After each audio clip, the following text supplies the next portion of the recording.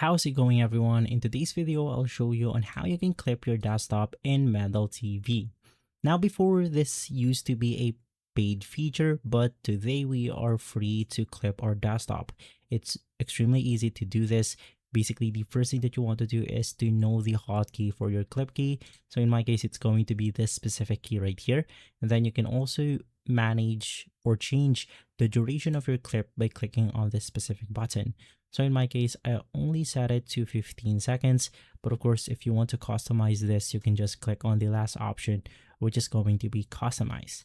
Now that you know your clip button, just click on the now clipping requested at the top of Medal TV, and basically this menu will show up.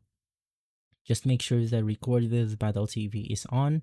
And in here, you can select the audio source as all PC audio. So it will capture the audio from our desktop. And basically all you have to do is to click on the switch to desktop capture. From there, it will then capture our desktop right away. Now, if this isn't the desktop that you are using, just head over to the gear icon. In here, click on the screen recording and make sure that you have selected the right monitor. Since I'm using two, I'll then select my primary one, which is going to be the display one.